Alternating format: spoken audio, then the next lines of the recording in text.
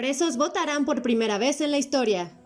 El próximo 4 de junio, 16.99 millones de mexiquenses votarán para elegir la próxima gobernante del Estado de México, uno de los estados en donde predomina la violencia de género, las personas desaparecidas, el transporte público caro y el empleo decadente. Tan solo el ranking Estados con Lupa de Género 2023 indicó que el Estado de México tiene la tasa más alta de víctimas de feminicidios y delitos sexuales. Aunado a ello, el 36% de los ciudadanos dejaron de usar el transporte público por temor a ser víctimas. En abril de este año, este fue el número de detenidos por feminicidios. Y en resumen, los feminicidios resueltos en este periodo, tenemos 48, aquí están algunos de los detenidos, sentenciados por este mismo delito de feminicidio 14, igual algunos de los sentenciados.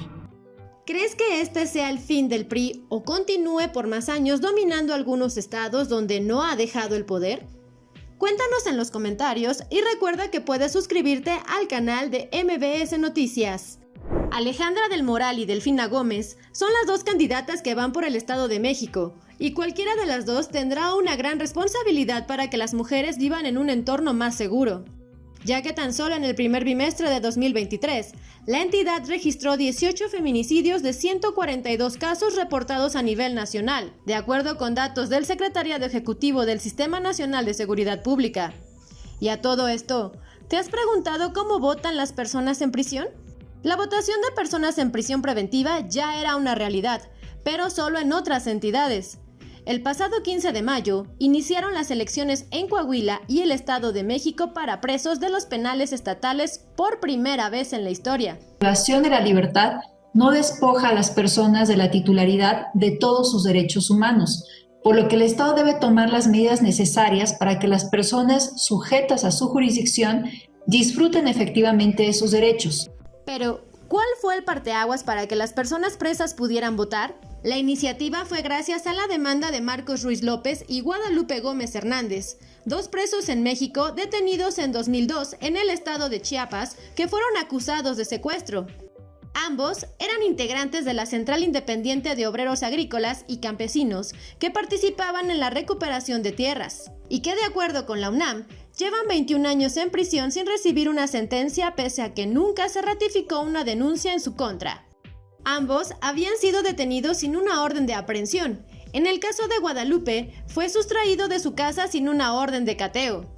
Desafortunadamente no contaban con un traductor de lenguas indígenas durante las primeras etapas de investigación y fueron torturados para firmar la declaración ministerial donde se autoinculpan de los delitos. De acuerdo con Ana Gabriela Ramírez Vázquez, investigadora del Colegio de Abogados Procesalistas Latinoamericanos, su proceso ha tenido irregularidades y aún se encuentran en prisión. Aunado a ello, ambas personas demandaron al INE por omisión, ya que en 2018 no ejercieron su voto en las elecciones presidenciales. Bajo este tenor, la Sala Superior del Tribunal Electoral del Poder Judicial de la Federación les dio la razón hasta 2019 y ordenó al INE organizar una primera elección de prueba. Cuando ganaron el derecho en tribunales, no pudieron votar porque el Instituto Nacional Electoral había organizado elecciones solo en 5 prisiones federales, es decir, Sonora, Guanajuato, Morelos, Michoacán y Chiapas, donde se originó esta sentencia por los dos indígenas quienes exigieron su derecho al voto.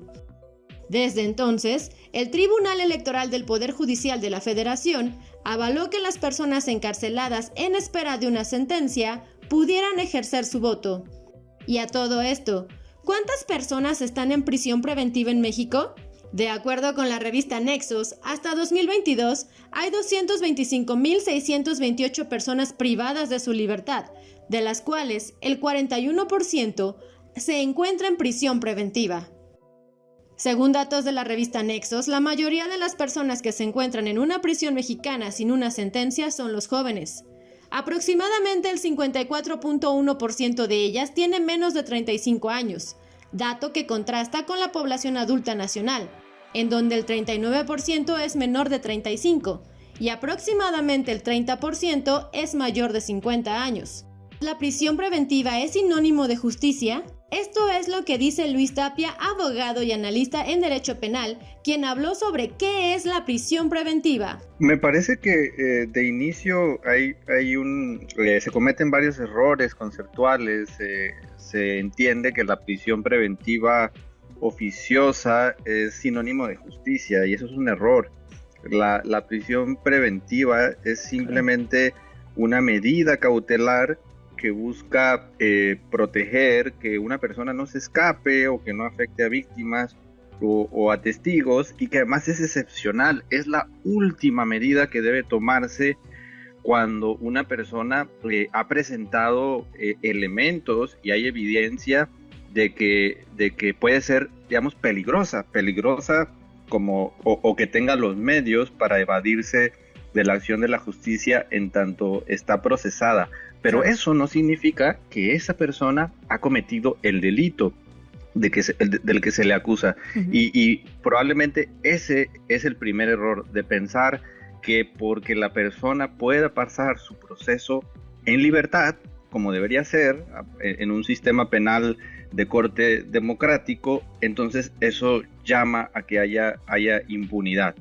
A pesar de que el artículo 38 de la Constitución establece que las personas tienen derecho a votar, anteriormente no eran consideradas en los ejercicios electorales. Y finalmente, ¿cómo votan las personas en prisión preventiva en Coahuila y el Estado de México? Por primera vez en la historia, del 15 al 19 de mayo, votaron más de 5,000 personas presas bajo esta modalidad anticipada. Para poder ejercer su derecho, los reos llenaron un formato para estar inscritos en el padrón electoral. Luego recibieron las propuestas de los partidos políticos para que tomaran una decisión informada. Recordemos que este ejercicio electoral ha predominado en México por ser uno de los países de Latinoamérica con mayor participación electoral.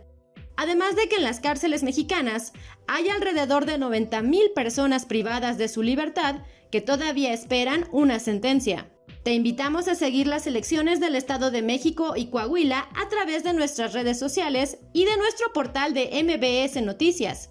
Yo soy Circe Vargón. Recuerda que puedes suscribirte al canal de MBS Noticias y comentarnos los temas que deberíamos cubrir y las dudas o recomendaciones que tengas.